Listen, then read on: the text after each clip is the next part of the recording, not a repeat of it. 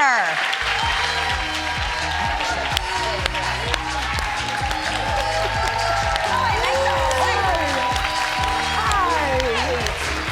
like the all white. Thank you. How are you? I'm alive. Yes. Yes. Hi. Oh, yes, that's right. Yeah. Hi, everyone. Welcome back. It's good to see you. Great to see you guys. Thanks for having me. So we know you love thrifting. Yeah. We've been known to thrift ourselves. I by the heard way. that. Yes. I love this. Where did it start for you? Where did the passion begin for you? Mom is, she's the inspiration. It's a little bittersweet. She passed away recently, and so sorry. this show is a tribute to her. She used to say she had more kids than money, and but she had great taste. And so I'm the youngest of 5, and she would drag me to yard sales and thrift shops. So what started out as sort of necessity became this shared love and pastime. And anytime we saw each other, we would go to, whatever flea market, or we'd create a map to go to yard sales and just find really cool objets, as she used to call it. Objet, yeah, that's right. Our daughter, I think, has inherited our love of thrifting. I feel like it's that whole generation. Yeah, you can really pass it down. Yeah, I really feel like it's time that, I knew I was onto something when my kids discovered my old show, Flea Market Flip, and suddenly I'm cool. I've been on TV for 35 years. Oh, amazing. And so I just think that generation, Gen Z, is really into sustainable design. It's something I've loved forever. So I'm hoping that a whole new generation finds it, and you guys too. What I like is that that what you have just acquired has a history. Yep. It had a whole other life with instant ancestor. Yes, it's amazing. I love that too. Yeah. There's that texture and story and past life, and like a ding. It's like a wrinkle. Yeah, it's earned it. It's earned it. Did you ever come across something that somebody just thrown out on the street? Did you ever find something like, Yeah, I'm not above the dumpster dive. I'm not going to say I don't do it often, but I have one example, and I sent your producers a picture because not that long ago, a friend of mine opened a shop up in Connecticut. And it wasn't open yet, and I guess they were still remodeling, and peeking out of a dumpster was like a scrap of wallpaper. And I was like, that looks a lot like Gracie hand-painted wallpaper. And there it is, and it just kept coming, like the Dead Sea Scrolls. I kept pulling it. That's gorgeous. I pulled 12 rolls of that, like panels of it.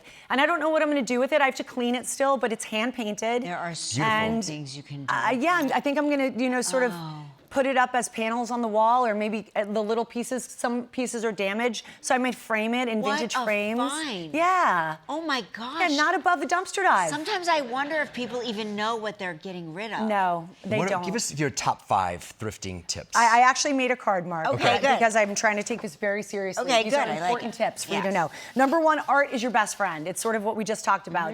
It's creating that instant ancestor with a great old portrait or like a great landscape. I just feel like art is the easiest way to make a room feel more expensive. And it's much better to me. Oh, I love these. These were a find at a flea market in Connecticut, a box filled with these old watercolors of like those, see the ostriches? And those, and sort of an abstract, those are elephants. And those were $5 each. And then I found vintage frames and, and created kind of a gallery in my son's room. And when it comes to art, you just buy what you like, right? I think so. I mean, who's to say what you like, what I like? Sure. You do you. You want the room to tell your story. Yeah. But I just think it's much better than buying new. Yeah, right, what's 2. next? Yes, thank you. Keep me on track, Mark. I digress. Layers are life. So I love when I'm thrifting or flea marketing, I love looking for little boxes, bowls, candlesticks. That's the easiest way to create a tableau, like a sort of a tablescape, and just create layers that feel chic and fresh and individual.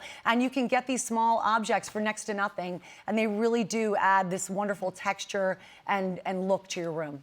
And number 3. Number 3, yes. Guys, please just keep picking me. Books. Yes. They're like $1 a piece. Just stack them, style them, put them on shelves, put them on your coffee table. Super easy. Read them. Yes, yeah. Read them if you feel here. That would be amazing. It's all about how you look. Yeah, exactly. So mix don't match. I don't love a room that looks like you bought everything at the same place. I love a room that feels curated over time, like it was passed down from generations before, even though it probably wasn't. You might have one special piece from somebody that you love, but Wait, are these your lamps? oh yeah, so I love old lamps. You know, you might have a Fabulous, very yeah. like monochromatic room, but a wonderful old lamps. Those were $10 a piece, and I still need to rewire them. That's a pro tip. Always Sure. rewire, and always I think update the shade. It's just Yeah. clean Clean it the up, shade. cleans it up. Yeah, it can get a Yes. little shady. Yeah. And then. Finally, trust the weird piece. Wow. Trust the weird. If you find something like a That speaks little to you, weird, right? yeah, you know, it's a conversation piece. It's your story. It's your room. That little frog. I love animals. So that little ceramic McCoy pottery frog great. was a little flea market find, and it's just another layer. It's sneaking out next to a little old box. You know, it's just those little objets I think that are fun and special. You don't have to buy like an upholstered couch. If you're scared of that, start small. Yeah, Right. start with the little things Yeah. and then build. So take us through the competition show. What challenges do the contestants face? So this is 2 teams of real interior designers, and they're Okay. given 2 days and $2,000. $2,000. $2,000. Okay. And they have to create an entire room using only upcycled pieces. As I say, I don't care. It's up to you. Where And you they can go shop. into dumpsters. And they can, and they do. And thrift shops, charity thrift shops are so great because you're giving back when you buy. And you know, another tip: the nicer the town, the nicer the junk. So we shot this all up in Connecticut, and the rooms that these teams came up with are spectacular, and the judges, we have 3 judges who decide which team wins, and the team that wins gets everything that they've found and curated and upcycled in their room and also the other team's room. So if you're a true thrifter or interior designer, you kind of love that stuff. Yeah. It's Yeah. fun to see how they used it. But I hope that this show really inspires people and shows you that you don't need to have a lot of money to have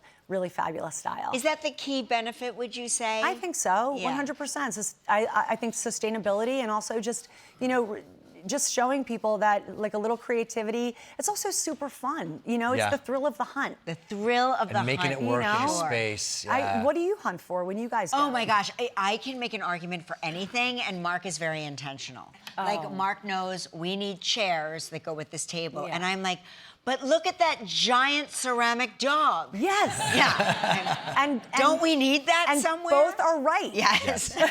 Yeah. They really are. So I'm glad that you great do to it. see you. Thanks for being here. Yeah. Congratulations on the show. Thank you. That Thrifting Show with Lara Spencer airs tonight on Freeform and the next day on Hulu.